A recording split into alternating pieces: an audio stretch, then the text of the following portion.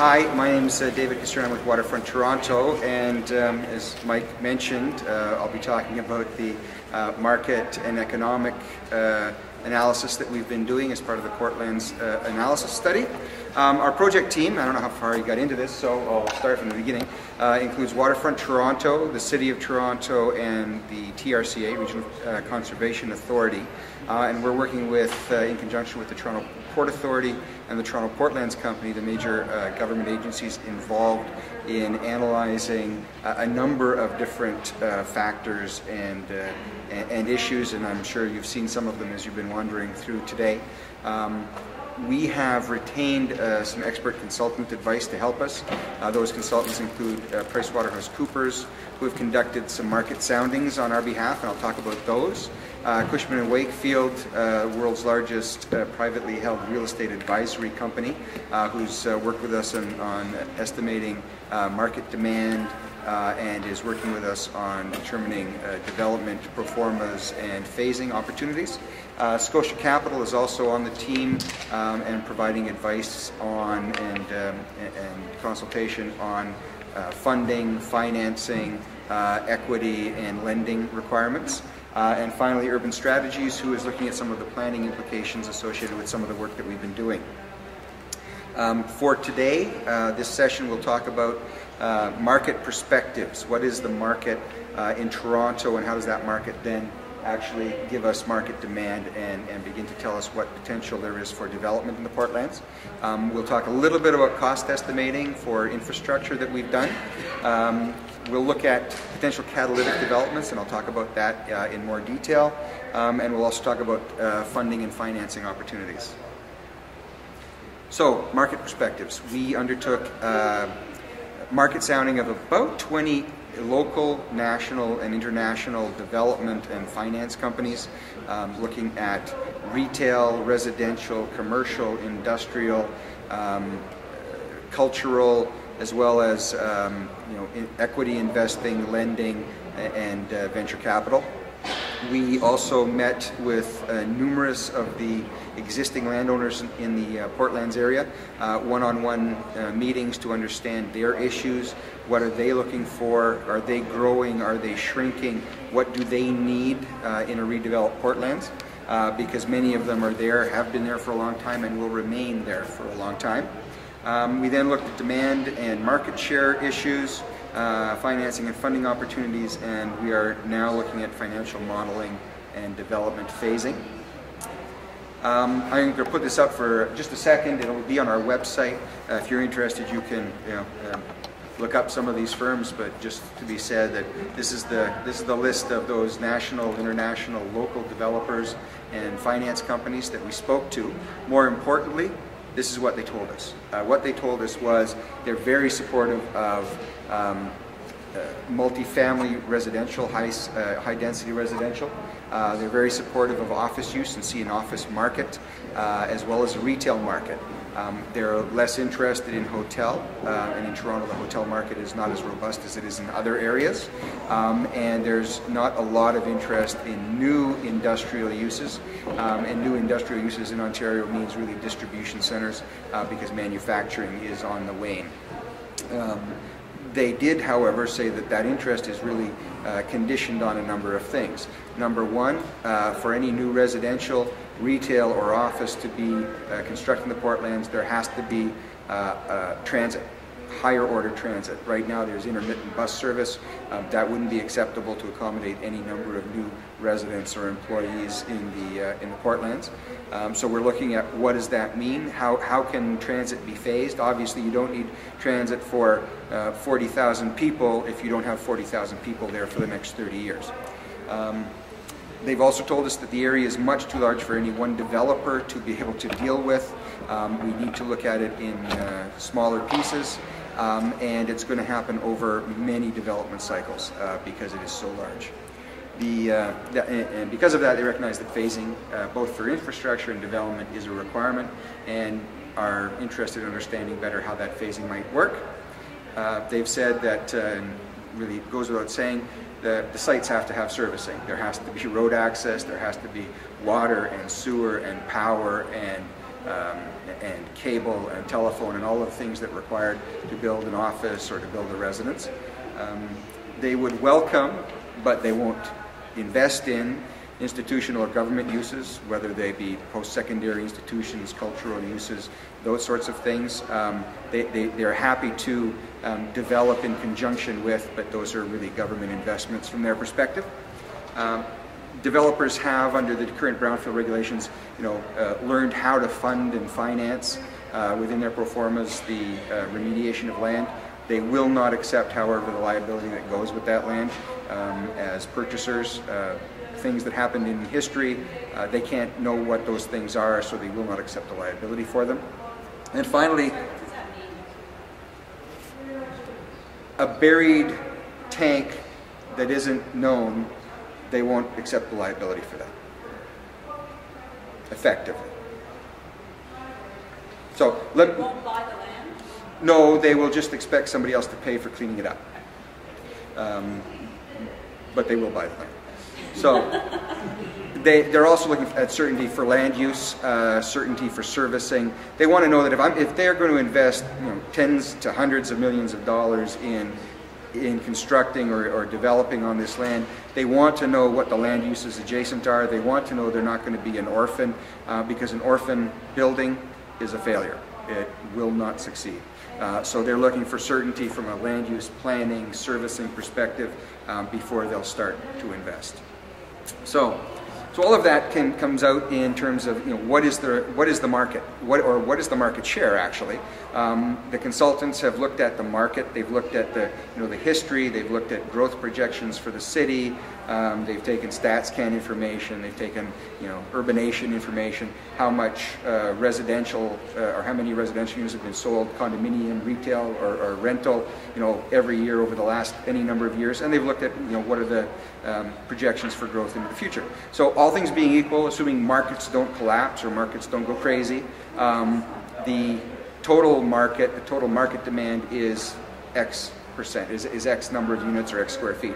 They've then projected based on historical trends and other areas like Liberty Village or the rail lands, what is the likelihood of the Portlands assuming any particular percentage of that market, and how long will it take to absorb that market. So this is the information they've developed. Over 20 years, the Portlands is likely to be able to absorb somewhere between 7,000 and 8,000 units of residential. And just in context, the GTA Toronto area, currently there are probably in the order of 10,000 to 12,000 units sold on an annual basis, and it's been a very good market for a number of years.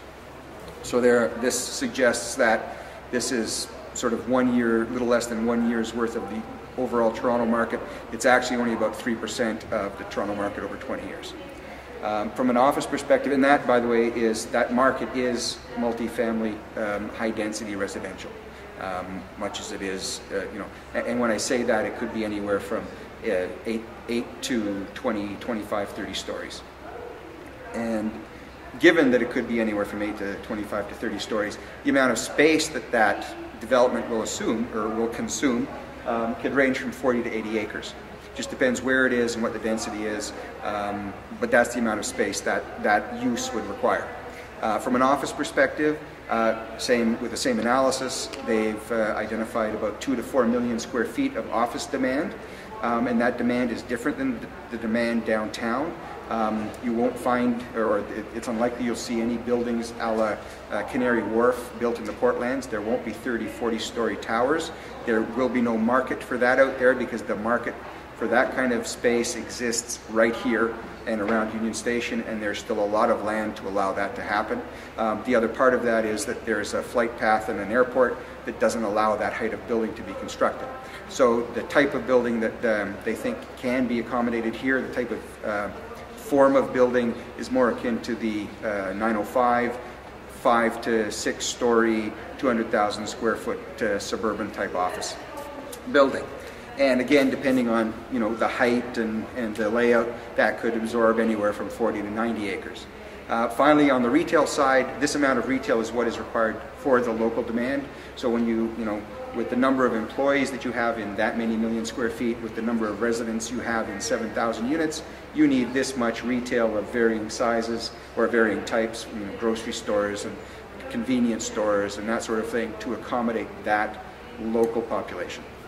Finally, on the industrial side, while the consultants have indicated that there is no market, in fact there's a negative absorption in new industrial in Toronto, the Portlands is a little different. The Portlands is an industrial zone. You've got a lot of industrial uses that aren't going anywhere. Ashbridges Bay is not moving. The new LRT shed is not moving. The Portland's Energy Center is not moving. And in fact, for a number of years and for a number of reasons, the concrete campus where they do concrete batching is not going to be moving for at least 30 years. And that use is absolutely critical in Toronto because you can't produce concrete in Pickering and get it to Toronto and still have it be pourable. It's actually set by the time it gets here. So you have to be within 20 to 30 minutes of wherever you're taking the concrete. By the same token, salt storage in the Portlands is required to service the city.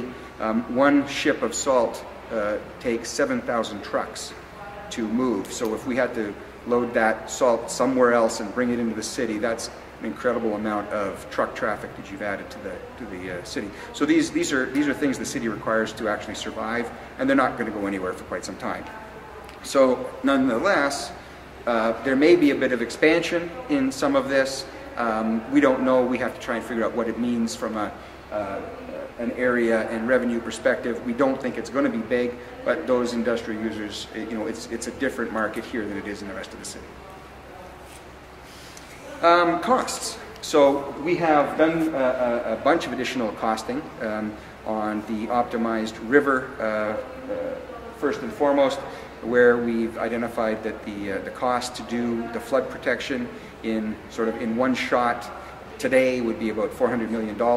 To do it over in a phased approach over a number of years, the cost would increase because you have to do things differently to the tune of about $450 million. And again, those are nominal costs in today's costs. The longer it takes to get this work done, the later it takes, or the later it starts, the more this will cost.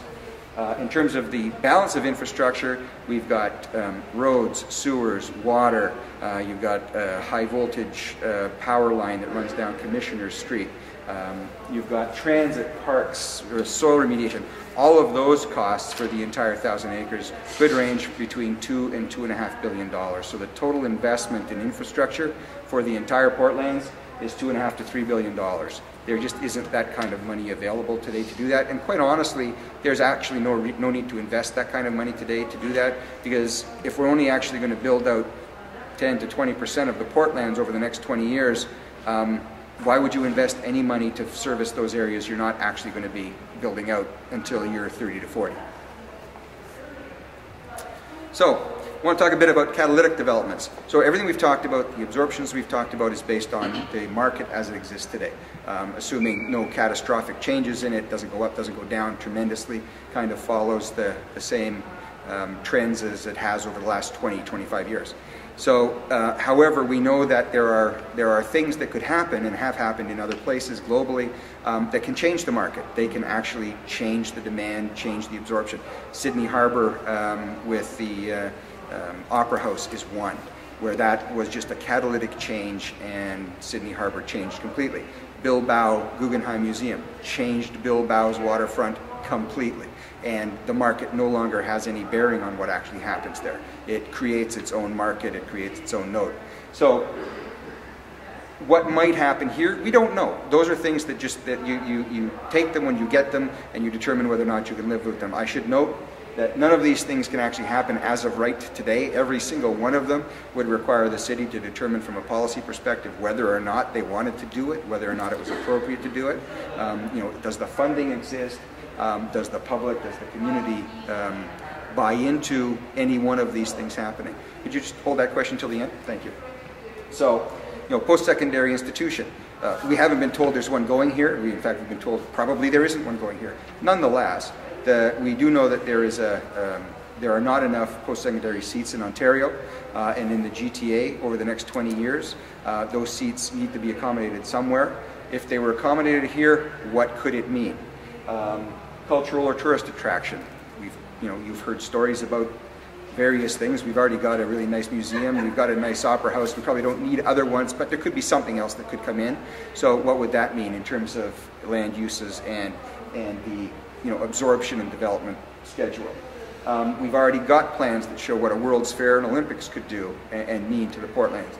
And quite honestly, if we're only building 10 or 20% of the Portlands over the next 20 years, within the next 20 years, if the City of Toronto decided they wanted to go after a World's Fair or go after another Olympics, odds are there'd still be plenty of land left, about 800 acres in the Portlands, that could potentially accommodate some of that requirement. So what would that mean? International NGO, major corporate headquarters. Mike had indicated he's the head of economic development. And he's had two fairly serious discussions with two corporations who've talked to him as in his capacity in economic development about putting a major campus in Toronto in the Portlands. So this is not something that couldn't happen. It's a very real potential opportunity.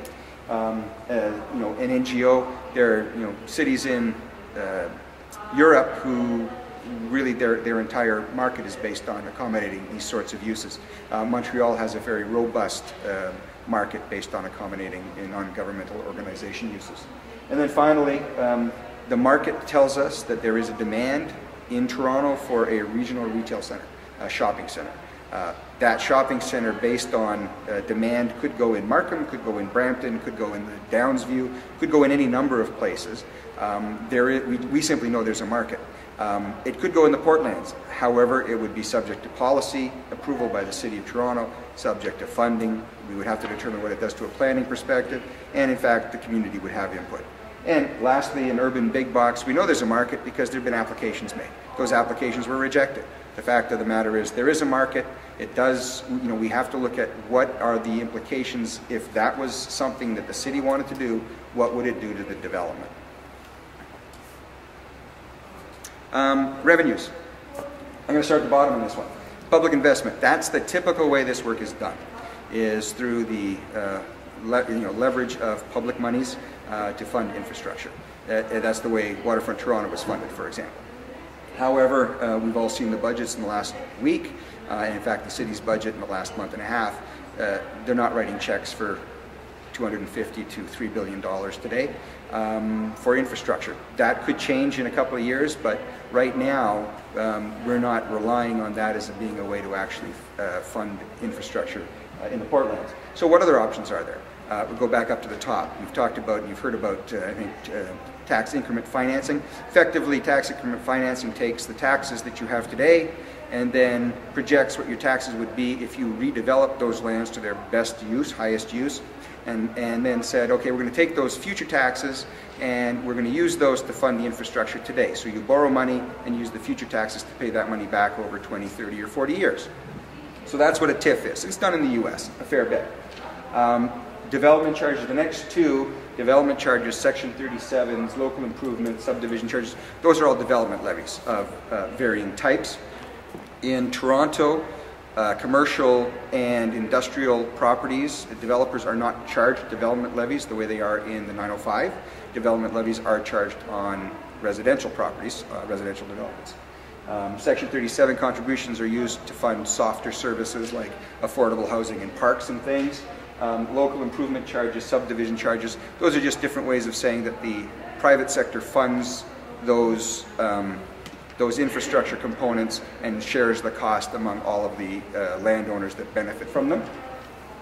And then finally, from a revenue perspective, there is land sale revenues from the publicly held land sale revenues. Excuse me, the city owns about 40% of the Portlands, about 400 acres, and the revenues from the sale of those lands would be used to fund infrastructure to make those lands developable. Ideally, you would do that when those lands had a little more value than they do today. However, having said that, on TIFs, there's a problem with TIFs. A couple of problems with TIFs, actually. TIFs borrow from the future tax base, and the province is not particularly keen on giving up education taxes to fund services. And that's effectively what would happen is the future provincial portion of the property tax, which is about 50% of the commercial and industrial tax, would actually be used to pay back the loan that was used to fund the infrastructure. they don't want to beggar the education system in the future to fund stuff today.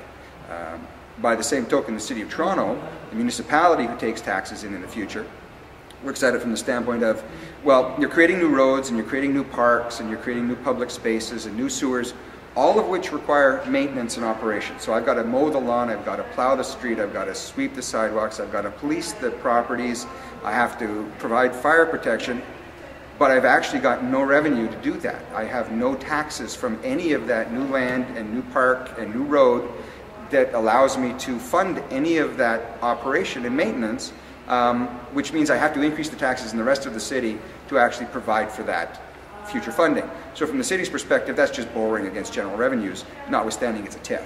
So they're not overly keen on that either because they have enough difficulty, as you well know, funding the services they provide today. Additionally, infrastructure has to happen before development does, which means you put the money out before you get the money revenues back. That creates some risk. There's risk that you put the money out, the revenues don't come in as you projected them because it's forward-looking, it's speculative. That risk results in increased costs of borrowing. Increased cost of borrowing means you can borrow less. So it's a risky thing to borrow to do this sort of work. It's probably the way it ultimately gets funded, but it's not magic to do it. There is another potential opportunity, again, not done in Toronto typically, which is to go in a sort of a more of a P3 transit, for example. Private sector, you design, build, operate, maintain a transit system out to the portlands. You charge for its use. It's not on the city's books. They don't have to invest in it, and they're not operating it. That's done in other jurisdictions, not done here yet. So finally, we have to look at revenues. What is the 20-year revenue, the development timetable that we're looking at? What is that likely to generate in terms of revenue that we can use to fund infrastructure? We don't know yet. We're still working on it. We do know it's not going to come anywhere near funding $3 billion. We are still trying to determine, we are still doing the calculation to determine whether or not the revenue that is generated over that 20 years actually will fund the cost of the infrastructure required to build that over the next 20 years, notwithstanding the other 1,000 acres. So that's the next step for us. Talks about it here. We are still looking at the infrastructure costing and phasing, and how do we get more precise about that. We're looking at the additional port and industrial uses to see what they add to the absorption and land use picture. We need to analyze the impact of those catalytic uses, do some crystal balling as to what any of those could potentially mean to a development scenario in the future. We need to complete our analysis of the financing and revenue structures and sources, and complete the pro forma revenue and investment cash flows to understand how we can phase this over what period of time. And really the question we're trying to answer is, how can infrastructure investments be phased to correspond to revenue generation so that we are building in appropriately sized chunks to allow development that will then allow additional revenue, to allow additional infrastructure, to allow additional development. So in conclusion, we do know that the full infrastructure funding will not come from 20-year development. We do know that. And we do know that residential demand, real estate demand, not just residential, real estate demand will result in about 10 to 20% of the portlands over the next 20 years. Now that's assuming the markets don't change completely and do something that they have never done before and go way up or way down. What this diagram represents, this is about 10% of the land area. If we were at the low end at about 10%, it means in the next 20 years you could develop that and you wouldn't do anything else. If you were at the higher end, you could develop that and that, maybe do nothing else. But in fact, you can maybe develop a bit of this and a bit of this and a bit of this, whether it's 10 or 20, because the market's actually going to tell you what you're going to develop. The market and the landowners will determine what they are intent to do, whether they can get the money to do it, whether they believe the market exists. Yet governments won't say and won't tell you, won't tell the private sector how to do this. What governments will do, though, is say, okay, if we're going to develop here, we need to develop the framework, we need to develop the precinct plans, we need to understand what is required to allow development to happen here, and what are the regulations and rules that we have to put in place, whether it's zoning, OPAs, secondary plans that allow that to happen, or that, and we do need to know what are the costs of flood protecting, because it has to be flood protected first, and then what are the cost of services and how do you get those services there and who's going to pay for those services before any of this will happen.